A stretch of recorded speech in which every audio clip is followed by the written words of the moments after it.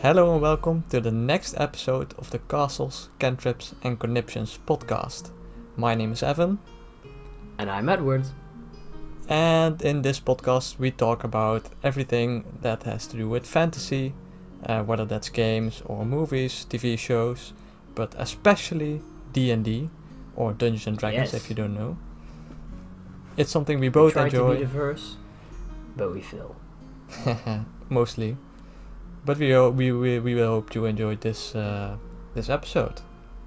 Because we have a couple things to talk about. You wanted to address something first, Edward? Yeah, because I'm gonna sound funny, but I got the big bad. I have the plague. I think I got it from friends. That's fine.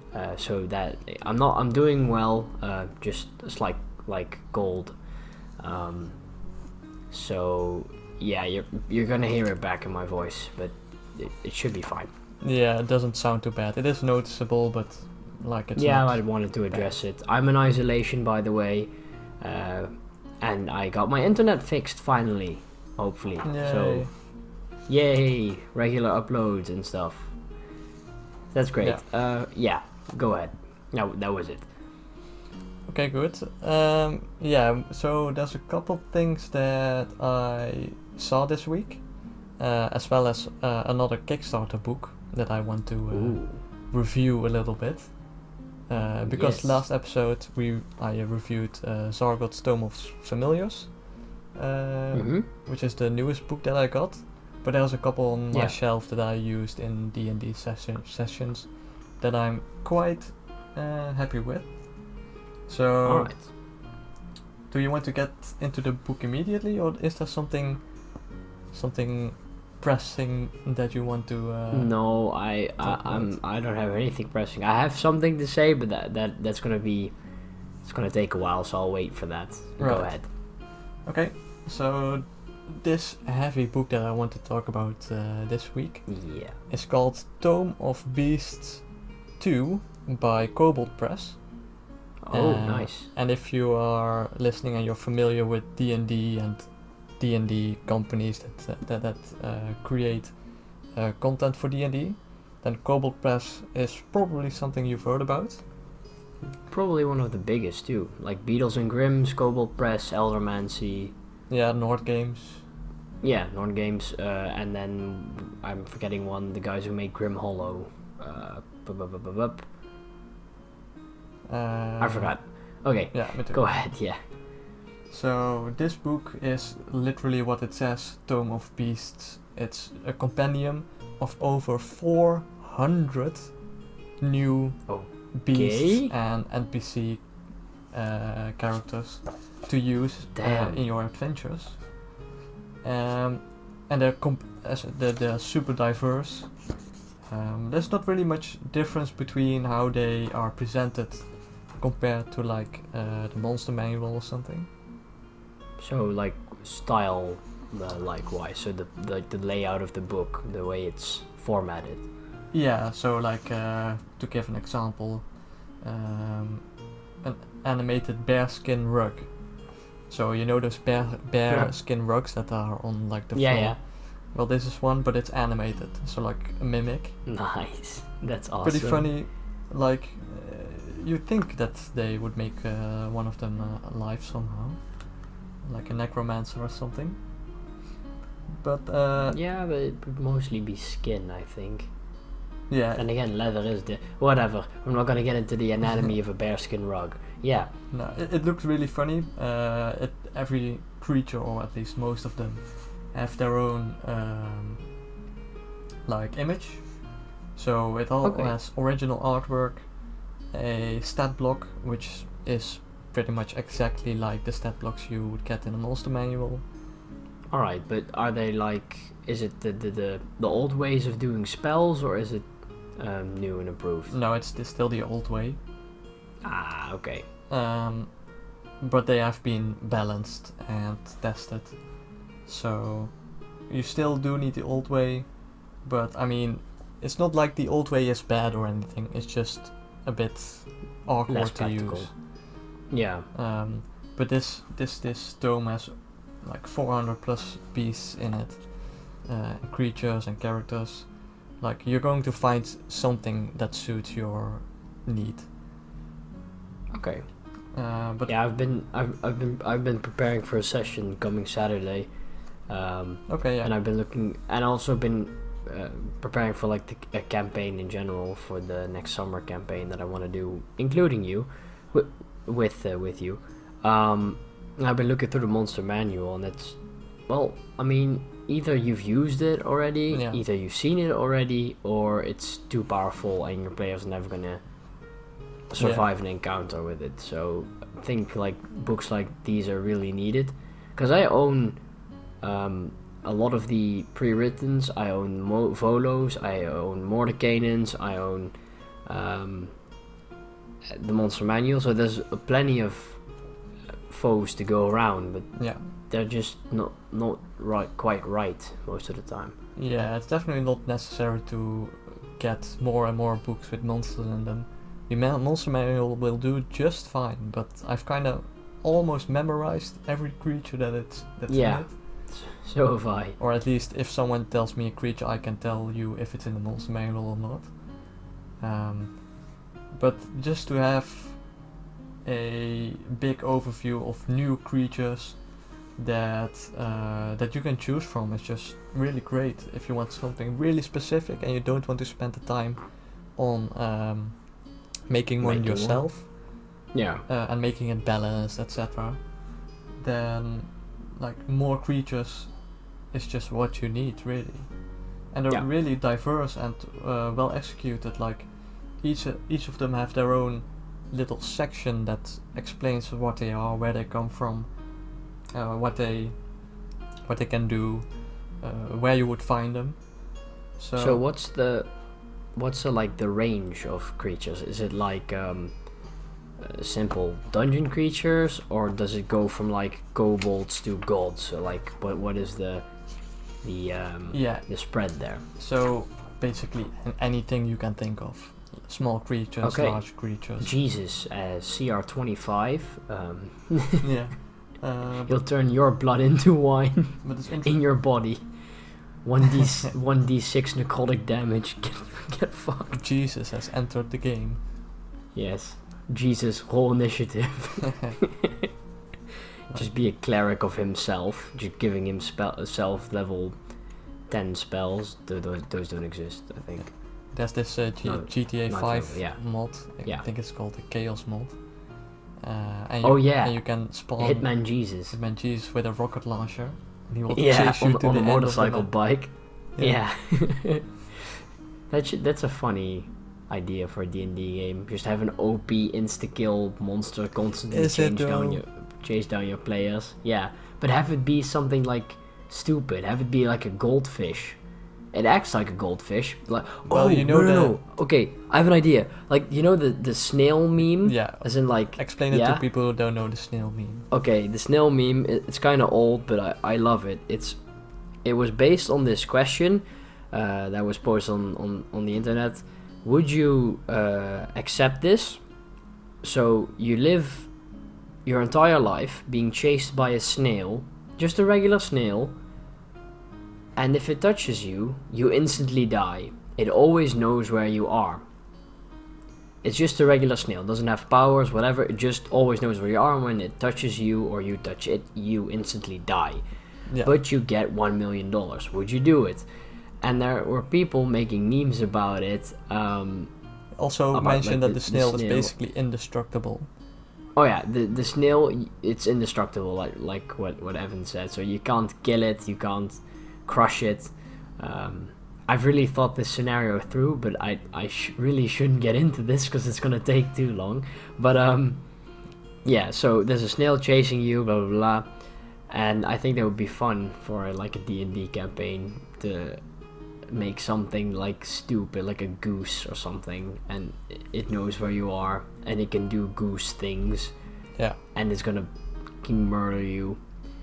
So yeah. So do you know I think you told me about like the code that followed players around?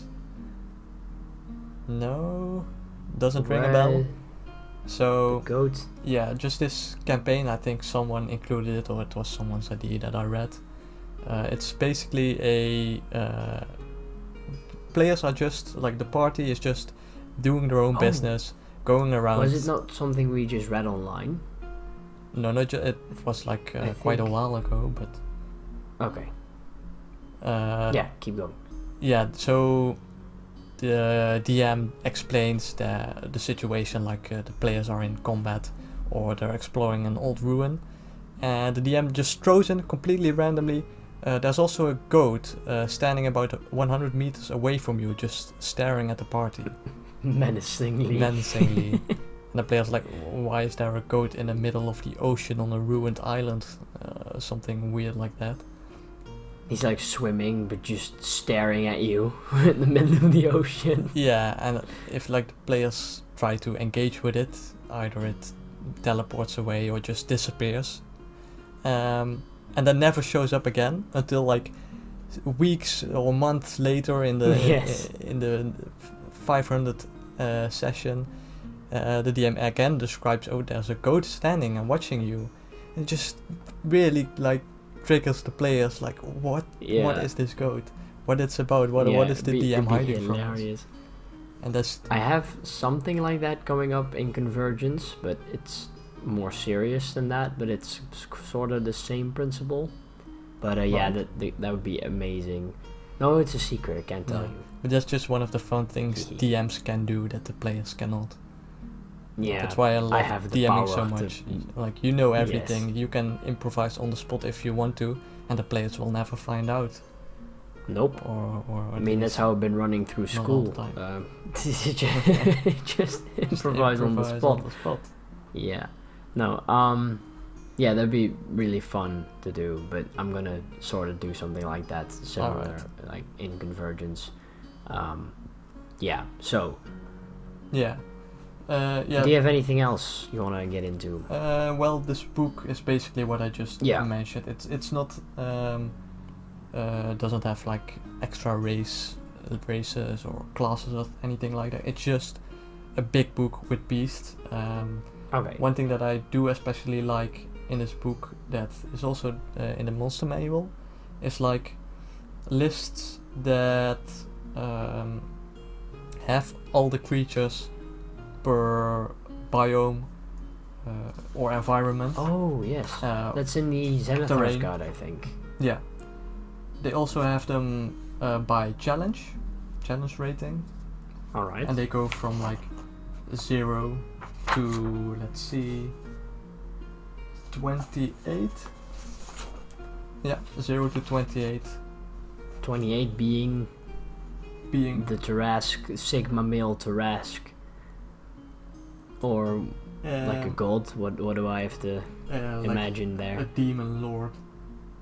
And, yes. and apparently literal volcanoes. Wait. Oh, okay. Hold up. Hang on, I need to look at this one myself. I think the entire thing with like creatures is that they're actually alive. You can't just grab a volcano and say this is a creature now. You can in D&D if you want. Yeah, but does it have hit points? Oh, it's the volcano makes a dexterity saving throw. I'm mistaken. It succeeds and does a backflip. I'm mistaken. It's a demon lord, Alcikaya, screeching mother of volcanoes. Oh, so I thought it was just a dead ass, just a volcano sitting there casting cantrips. I don't know. Yeah, it's the volcano takes the dodge action and runs 50 yards. It's evil Daenerys Targaryen. Ah, yeah. But she doesn't have. Oh, okay. Good. Yes. So the book sounds good. I saw when I took a quick look at it that there were multiple options that you could purchase. So there was like a paperback and then the hardcover and a PDF, I believe. Yeah. So what do you think about using PDFs, as in like not just PDFs in general, but like D&D books that you buy and then as a PDF? Do you prefer having them on paper, or having them as a PDF? Well, I think you share the same opinion as me in this regard. I can definitely see the appeal of a PDF. Yeah, because it's like easily accessible. Easy accessible, but cheaper. Yeah. You don't need as much room, just on your PC or something. As well as being able to copy pages easily, to give them to the players or to keep with you when running an adventure. Yeah. However, books just look really nice. Just to flip through them quickly. Smell them. Yeah, it's way quicker to flip through a book than through a PDF. Yeah, you have to scroll down for 3 years to get to page 69. Yeah, and if you look at forget, you have to Mordenkainen's butt bugs. Challenge rating 14. Yeah. Yeah. So okay, what no, about I was you? just wondering because I'm also a book kind of guy. I'm like so hard ass on it. In fact, that I would rather not buy a book if it's only paperback and then buy the hardcover because I hate paperbacks. Yeah, I don't mind it if there's only paperback. Like there's some books that really help if it's just paper. Yeah. Okay, there's the one thing, but I'll get into it later. I purchased a Warhammer 40k core set box. Alright. The Command Edition. Ripped my money, but I was looking for a new hobby, expensive. blah blah blah. I'll get into that in a bit because it's going to be a long ass rant. But what I was going to say is that there's a rule book in there and it's paperback, and I was like, no. But then the shop owner was like, yeah, that's fine. Like you can get the hardcover, but it's gonna cost you €50 extra. And I'm like, yeah, no, I'm good, thanks. It's expensive, man. But then again, yeah, especially maybe soon. Maybe soon. Perhaps is it in the future. A thick book? It's like, I don't know, like you know the Avalon book you gave me. Yeah, like that, but a little bit thicker. So I think like maybe double that. So I think like a centimeter thick. No, less. Whatever. I don't know. It's not that thick, but it's not small either. Yeah, because I think paperback books help if they're really small, narrow. Yeah. That just works a bit better. You can flip through them quicker like that. But bigger books definitely storing need to be hardcover. So like anything above a centimeter is essentially best in hardcover, in my opinion. Yeah. But there's the big book gets the big paper problems in the world. Not enough paper. Yes. So that's a bit difficult. Finland is dying. Save Finland. I think I vaguely remember talking about the Finnish paper industry before on the podcast. I honestly have to say I can't remember that you mentioned. It's probably the isolation craze that has set in, but I can vaguely remember talking about the Finnish paper industry on podcast. Right. But yeah, okay. No, I'm good. I'm good. Industry. I'm just here. I'm alive and breathing. Yeah, he's Got existing. My laptop I'm currently existing. Yeah, I'm good, but yeah, it's been a rough 2 weeks, and now this. So it's alright. Woohoo! Epic! Yay! It can only go up from here. Yeah, I mean I could die, but really that's the only thing that could happen. You can always die. The moment you step You out can the always door, die. you can always die. Just a grand piano fall on top of your head, cause yeah. Yeah. So, did you have anything else prepared? Because I'm getting off track talking about dying. Well, I have a quick little thing that I found as like an article online. Ooh, okay. It's a new Netflix series that have begun its recording. I'm not sure how you mention this. Like recording a series or like... Yeah, it's like recording, yeah, sorta. Yeah, anyway, filming, I think filming, is better. yeah, that's probably better. It has started filming this new Netflix series called Chaos with a K, so Kaos. Okay. Yeah. And I got that. Right. Well, it's a new fantasy series that's coming, all about the Ooh. Greek mythology. Oh, that is. Yeah. Do you think it's more pronounced more like Gauss then? Like, Maybe in Greece. I don't know. Yeah, I'm not Greek, but I have a Greek buddy. I could ask him. Yeah, you. It's like the details of the show itself. I'm not sure. I don't think there's much information yet, anyway. But it's supposed to be this like retelling of Greek mythology with some. Oh God. Yeah, I'm not sure, but I think it has some modern twists to it. Oh no. Which don't. may or may Oh, not no. go well or completely horrible. Like, Help me, God. I don't want to see another show based on historical just things in general. It's just historical, but mythological. Oh my God, it hurts. Yeah, okay, so mythological, it's still history, as in, like, those stories were written that way. Yeah. So I hope... yeah, I don't know. Maybe I'm some of already you worried. remember the Percy Jackson movies?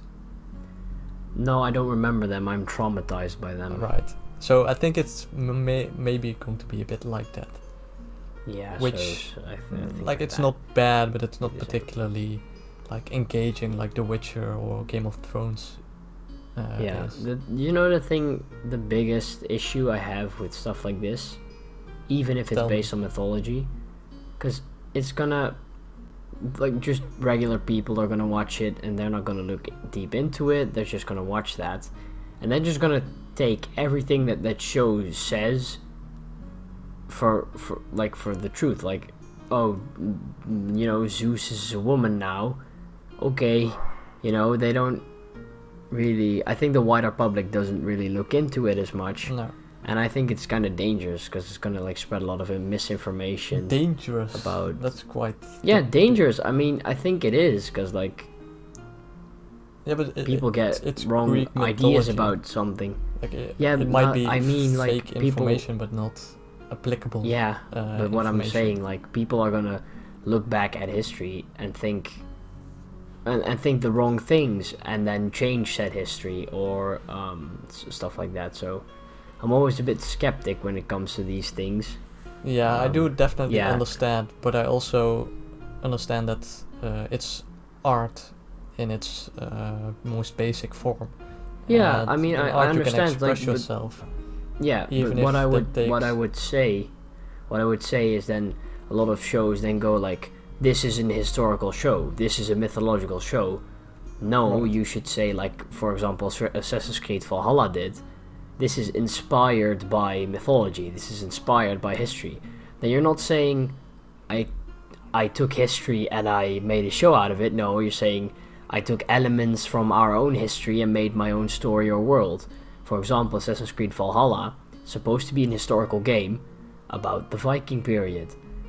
Sure, that's fine, but it says at the beginning it was inspired by historical events.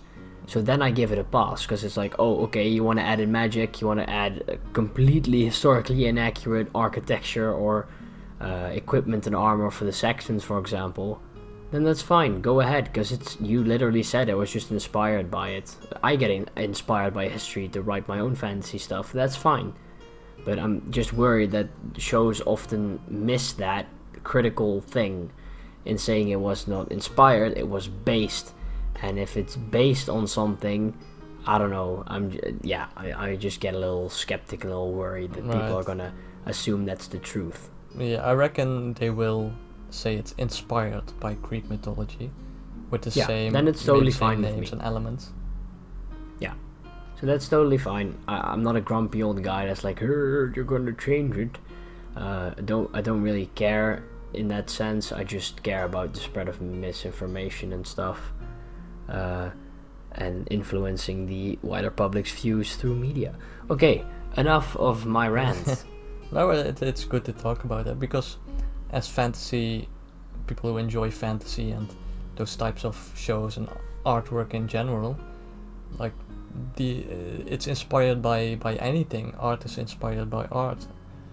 a lot, True. especially in television. So to mention this sometimes is good. It's like, yeah, it would come up eventually anyway. Yeah. So that's just kind of my ideas that I have with it. It's like, don't care, just don't say it's based off of, or don't say it's representing something that it clearly is not. Just say it was inspired, then it's totally fine. Like, put a disclaimer or something, or in the branding. Yeah. It should all be good. But For either example, way, yeah. like, if I can quickly devolve into something. Yeah. Currently I'm writing for my homebrew world, Erandor, as you know. Yeah. And I've been working on this new sort of continent type, I don't know, like sub-story to go along with the main continent. Right. So, and it's I based it on colonial history, in the sense of more like exploring, and not the really bad stuff, because it's horrible, of course. But I try to keep it a bit lighter, my world, and I took inspiration from the colonial period and more like pirates. I know pirates aren't entirely historically accurate, but like the more fantasy Hollywood idea of pirates, I tried to incorporate that as well. So that's what I've been working on, and I got inspired by history, so that's what I was really working on, and also with some other things that I write. I get for example, a new continent also that I've been working on is inspired by the Anglo-Saxons and like Germanic cultures in Europe, like Proto-Germanic tribes and stuff. So yeah, it really helps if you look at history. There's a lot of stuff to get working with. Yeah, definitely. But, I never claim any of it is historical. So yeah, I just kind of get the atmosphere of the time, or get the like sort of traditions or stuff like that from the time, and then I use that for my writing. Yeah, I mean, history is maybe the most go-to source of inspiration for making your homebrew adventures, or the world building, rather. Like, yeah, I mean, you can also use it in like characters and sure. What is it? And like campaign plots. I use it in a character of mine. I've told you before, like James, the like sort of hussar cavalry guy. Yeah. I based him off of the Charge of the Light Brigade, and I have one of my characters currently, which I'm working on, Cadian, and he is sort of based on some Greek mythology. So yeah. So a question popped into my head that I would like to ask you. You haven't run many sessions yet? Many adventures? No, not a lot. Like, I've done quite a few sessions, but not like full-scale campaigns. No, like me neither. I've only had maybe the longest campaign was like 6 or 7 sessions, which is not a lot. No, but for our standard it is. Yeah, for now. But I would like to ask you, where do you get your inspiration from for an adventure? Like a one-shot or something? A one-shot. So it depends. If it's like an adventure that has consequences on the greater world, or is like connected in some way to a different campaign or different setting or whatever. It's like the session I'm writing right now for coming Saturday. That's connected to the plot of the game you'll be playing in the summer vacation. Right, so it could be regarded as a one-shot, but it does have consequences for the it is a plot. one-shot, and the two guys who are playing it play the same character in the one-shot as they do in the campaign. Right, yeah. So yeah, so there's 2 different ways for me to approach this. If it's a one-shot, as in just play with a character and never see them again, done, then I usually try to go for a theme. I try to assess like, okay, Am I going horror? Am I going epic fantasy? Am I going romance? Am I going politics? You know, stuff like that. Yeah. So I choose one of those. Then what I do is I look at the player and their character and what their character is like, and I try to build around that. So I always put the players at the center of everything I do, kind of to ensure that they always sort of feel connected to the world. Yeah, and that they even though it's a one shot, and that they feel like they're the heroes, like they're the party that's going to solve this thing. Yes, so, and also what I try to do as much as I can is put an emphasis on player skills and abilities. So in a one shot, it has to be as impactful and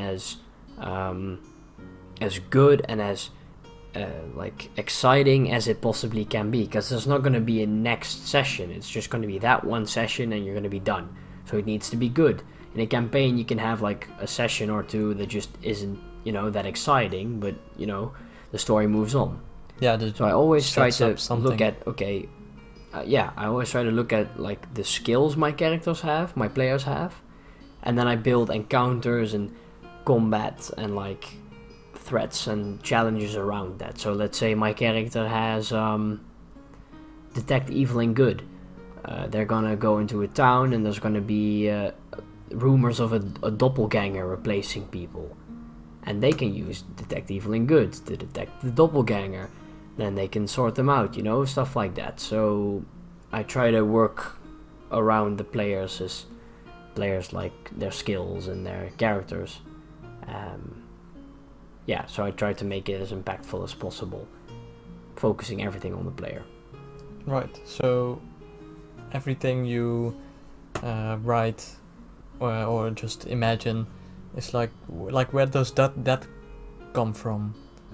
As in, okay, because like my inspirations, sources, yeah, basically. Yeah. Well, it started off with me being excited about history, like 3-4 years ago. When I was younger, I just decided to make this crappy fantasy world. I put quite a bit of work into it, but I forgot about it. And then I picked it up again, and then started working on it again, rewrote it, and now it's Erandor. So first I started with history, then I started to expand based on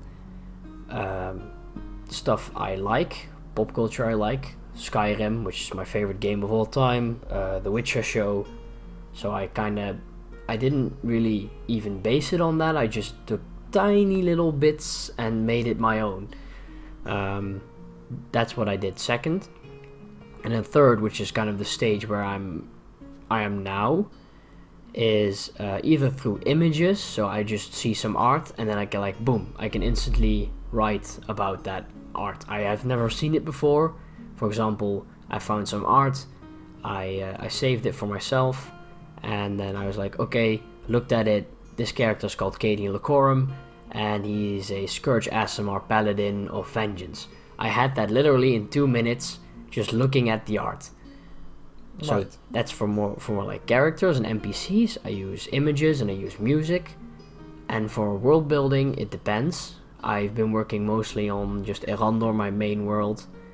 And that it's funny, I have so much written now about the world, so much.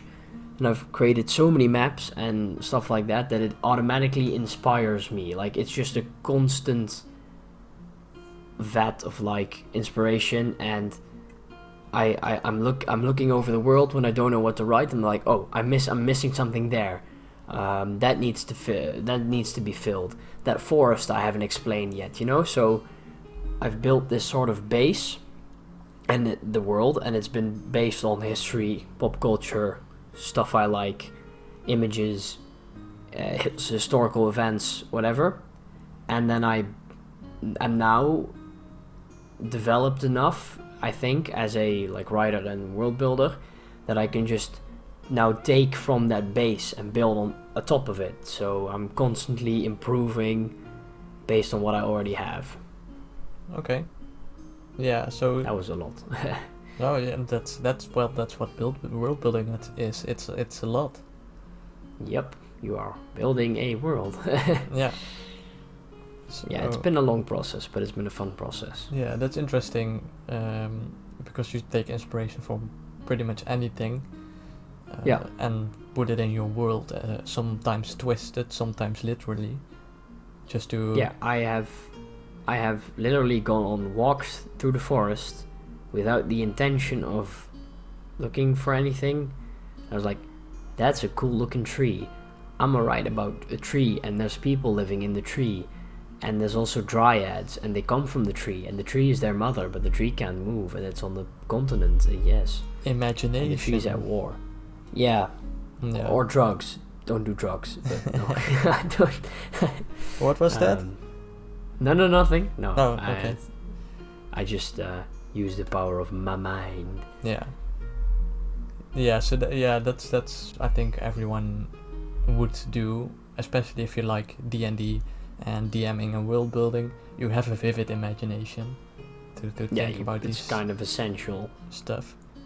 Yeah, but I do have to admit that sometimes when I want to make an adventure, sometimes one shot, but with more consequences, I'm sometimes literally take a movie or a game or a TV show or a book and literally translate everything that happens in it to the world that I have already created. Like you just take the plot of the world or the story or just the entire thing. Well, the plot mainly, of course. Yeah. Because I don't have to fine. think of relationships between people or why they would have this relationship, because it's already done for me. Yeah. It might be totally a bit fine. cheap, but I do always try to translate it to the world that the party is in. The world that I've already created for them. Yeah, that's totally fine. I mean, I haven't done the same, but I would totally understand why. For example, one of the horror one-shots I wrote, it wasn't based on, but it was heavily inspired by like the Hansel and Gretel fairy tale. But then like in a really sick, fucked up manner. Yeah. So it didn't have the same plot, but like the basic idea was there, and I twisted it beyond recognition, really.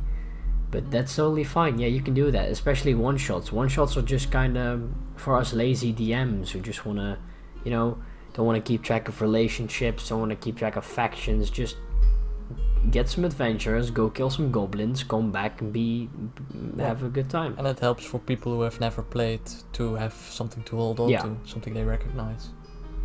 But sometimes, the prison break that you guys did, we've talked about it before. Yeah. Like when you think of, okay, I want a prison break, then there's plenty of sources out there of movies and TV shows like, Prison Break, of course.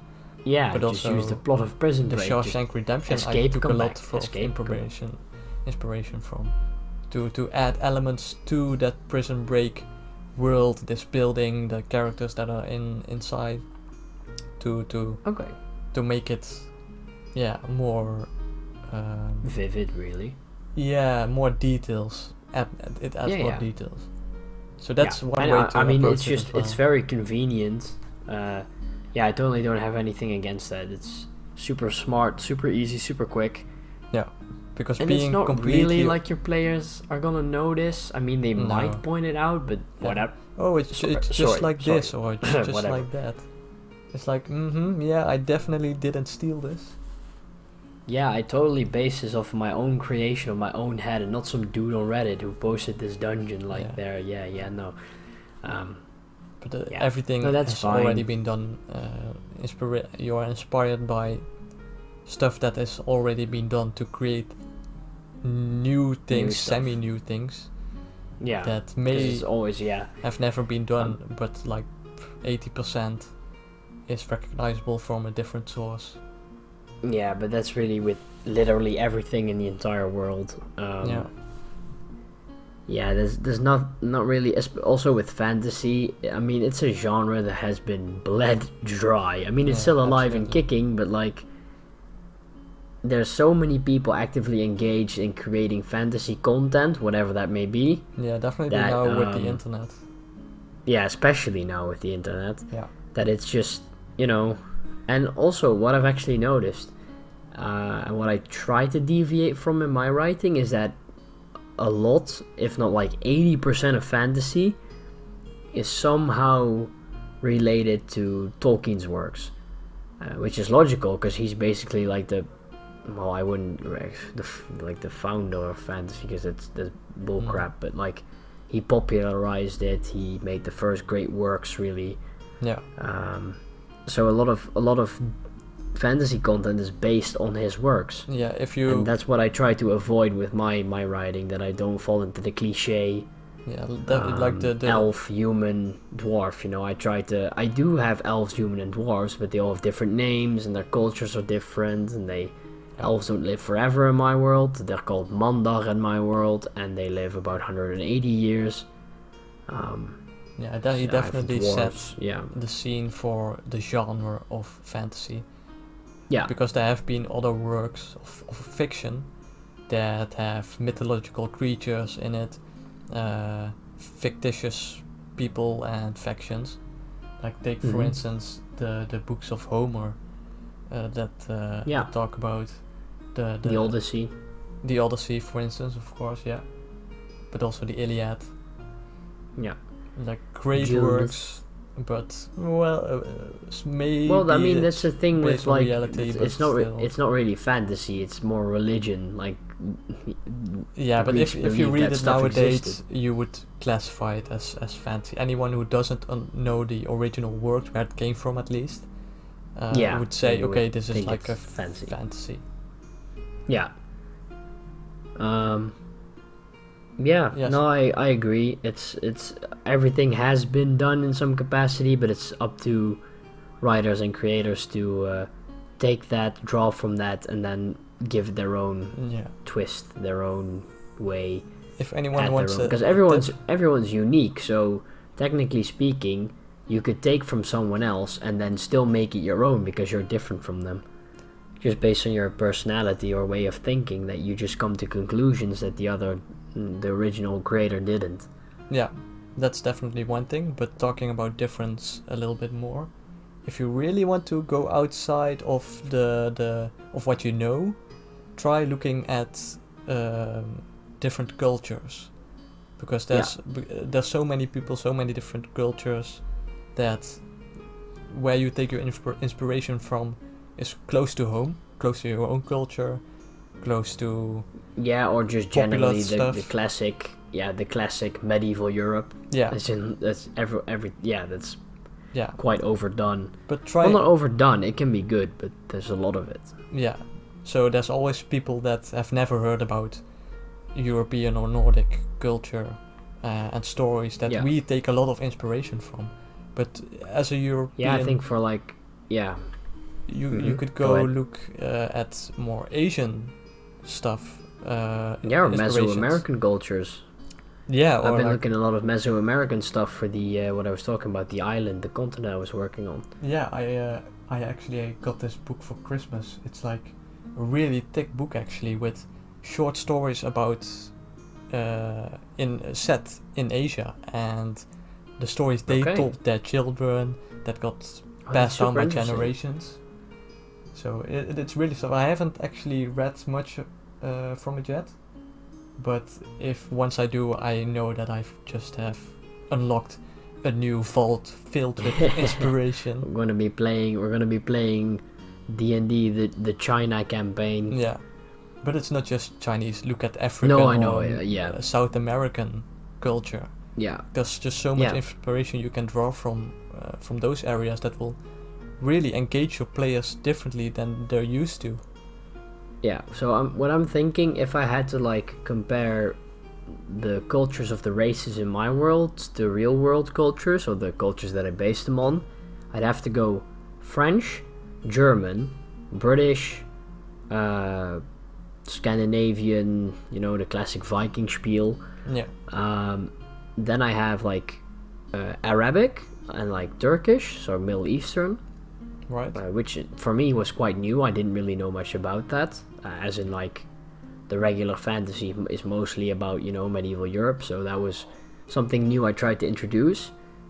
and then I got like the sort of Chinese, Japanese, like the Buddhist sort of feel for one of my races. I tried to go for that. Yeah. As in, like, I tried to incorporate elements from Chinese and Japanese culture and other cultures from Asia and just mix them around. But for us, it's usually quite superficial still. Yeah, but you can go. Because it's just as deep as any other culture. Maybe in fact, even deeper. Chinese culture is so incredibly deep. It's so their history goes back so far. It's incredible. Yeah. So that's really the cultures that I work with. Now I'm working with Mesoamerican and like Proto-Germanic, but still, I can name you like another fantasy setting that also uses Mesoamerican culture. So it's not, it's not super original, but I'm trying my best as much as I can within my creative space to escape from the classic stereotype of medieval Europe. Because it does get boring at some point in running D&D. Just always the same sources of inspiration, the same types of people. It's always the king, and then always there's the king, and then there's the guards, the counts, and the guards. That's mostly like the human kingdom in my world. It's the kind of classic, but then again, the rest of the world is not like that at all. Yeah, but even elves and dwarves would be based on more European.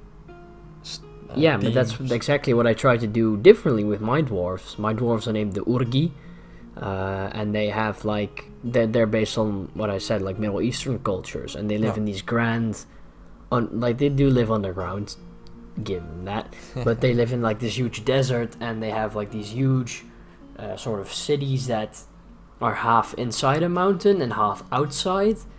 And they're like these sprawling trade empires, and they have advanced technology, which I, kind of took from the Islamic Golden Age during the medieval times. Right, yeah. When they were technologically way further ahead than the Europeans. So I try to use that as well. And then I also have like the French culture sort of worked into my elves, which are Mandar in my world.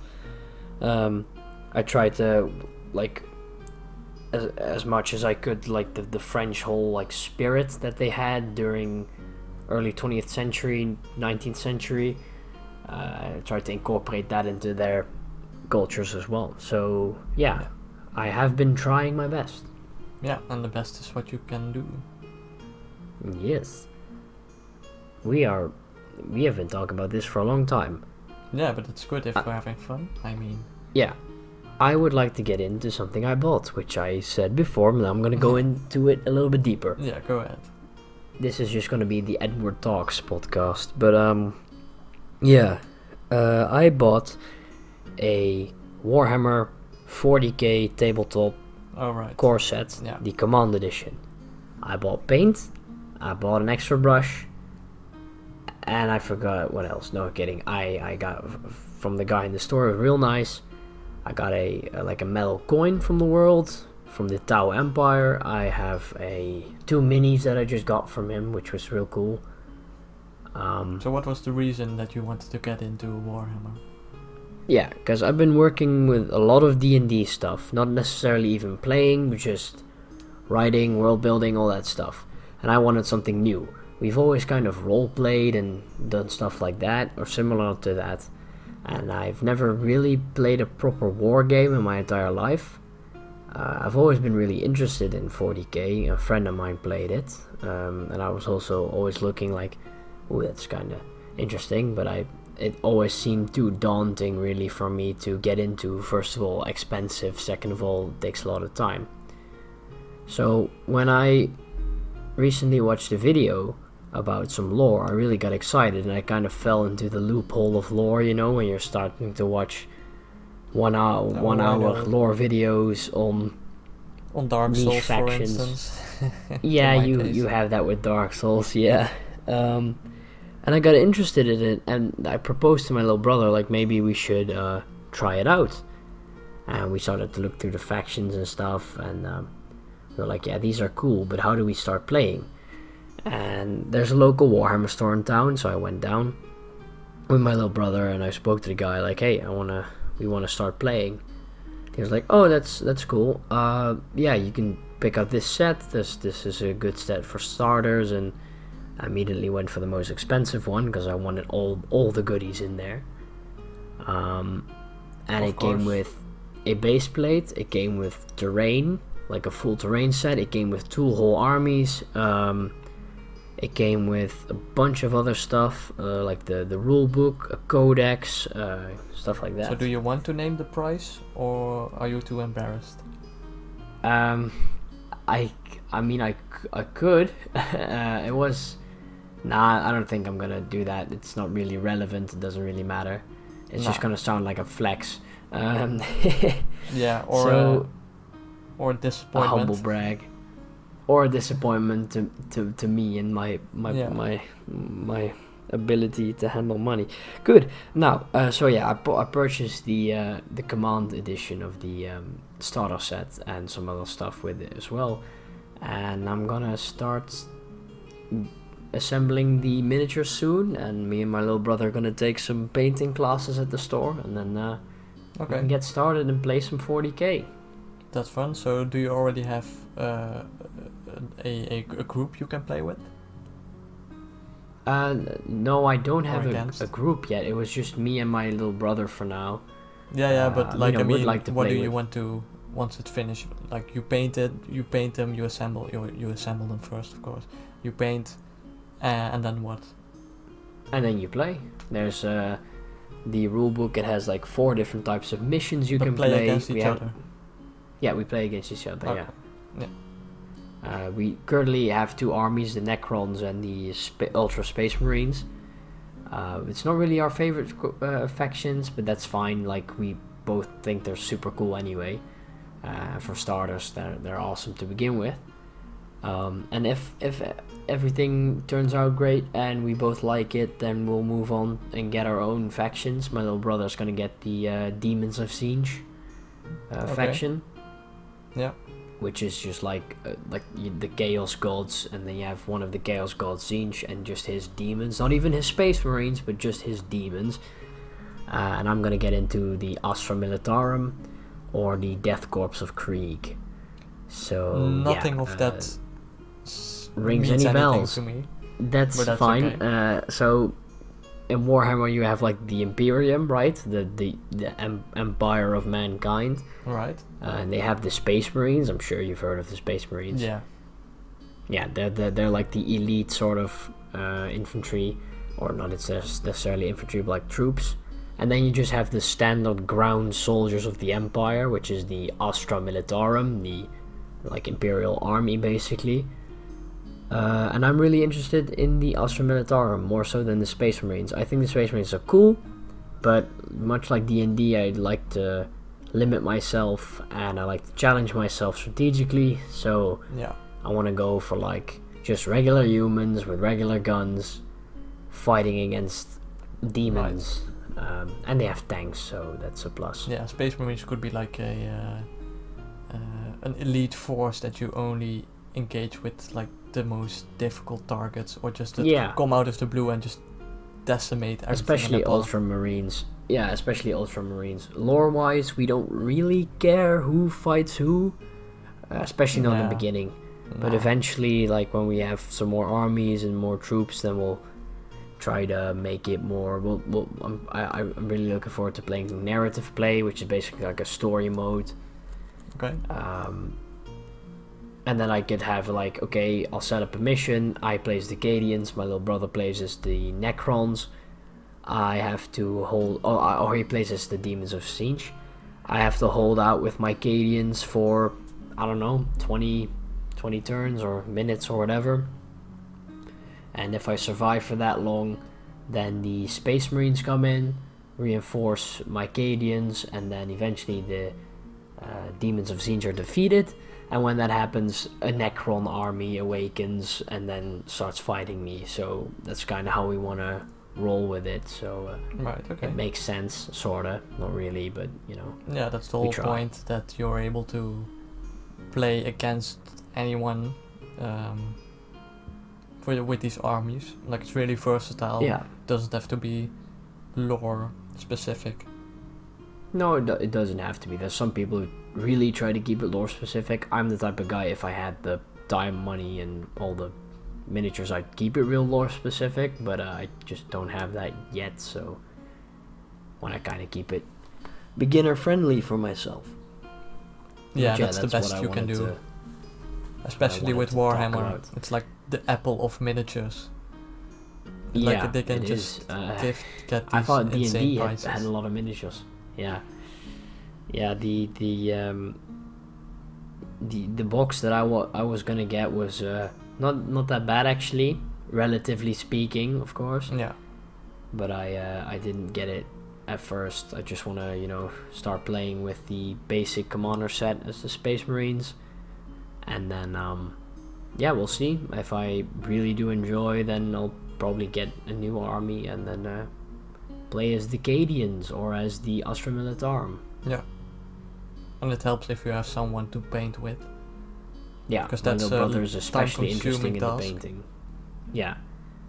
I have the skills of a 2-year-old monkey, so I literally cannot do anything, Yeah. but I'm going to try my best. Well, as someone who And, has painted a couple miniatures in the past, one thing that you always need is a wash. It just elevates the miniatures textures like tenfold immediately within seconds. Okay, So that's cool. yeah, not to get into paints specifically, but I assume you also have washes. So it's more watery, oily paint. It's like a. Do you have the I'm not normal sure. thick They paint? just what colours? the store guy gave me. He just gave me the paint set to go with the command set. Yeah, I assume So it has a all the wash. colors and stuff. I assume. Yeah, I hope so too. It has some other tools, and I have the primer. I bought a can of that, so Yeah, it's like primer, then black primer. the normal paint, then a wash, then textures. Yeah, the paint that he gave me is already like sort of textured, so that's Yeah, but just that would remember, do. a wash is your best friend in painting miniatures, especially if you I will don't want remember. to spend too much time on it. Just slap some Nuln oil on it, and like everyone's impressed who has never painted miniatures before. The people who do it regularly are like, what the fuck is that thing? No, they stand by it. It's just like they make it even better afterwards. But even they Okay. say like once the Nuln oil is on it or any different color of wash, it's just it looks better immediately. Okay, I will keep that in mind. Yeah, we're gonna go to the free painting lessons, so Yeah, they it's probably gonna tell teach us you. about some stuff. Just once you do, let me know what their opinion is on washes. Yeah, I will. I'm interested in what a professional would say. Yeah. So So yeah. that's something exciting to look forward to. Yeah, something we can talk about in a future episode. Yes. Evan, help! I fucked up my miniature. See? Oh no. Yeah. Yeah, my little brother really wants to get into the painting. I say let him have a go. He's probably gonna be better at it than me, but I'm definitely gonna try my best, and we'll see where that leads me. We can maybe even show some pictures at some point. Sure, yeah. On the Instagram, go follow On the the Instagram. Yeah. Go now. Also join the Discord server. Also join Discord. Also like, yeah. subscribe, Yes. and comment. Do please. all that, or Just I will. you can be the first to comment. Maybe not Yes. of all the videos, but definitely on each video. Just There was one comment guy who commented on the first guy to ever comment on the channel. something. Yeah, just right now, type in the comments first, and we know that you've been listening. Don't for do this that. I entire hate that. hour. Don't do that. No, I will just do ban it. you. It's I fine. don't care. I'll ban. I'll ban I'm you. not sure, but I think it's good I for hate people getting who do noticed. that. Yeah, okay, but sure, but I hate people who are like, oh, I'm first. Congrats, here's your medal. Anyway, Right. Well, Edward doesn't like it. just- I don't mind. just tell us hi. I watched the video and it was cool, and It's I too I long. love They're never you, going and to do that. Here's $10,000. Yeah. Right. Well, Right. this was quite Send a us diverse beans. episode. Yes. Anything and We nothing? talked about D&D and culture and stuff and beans. Not the beans again. We'll see you later. Bye bye. Beans.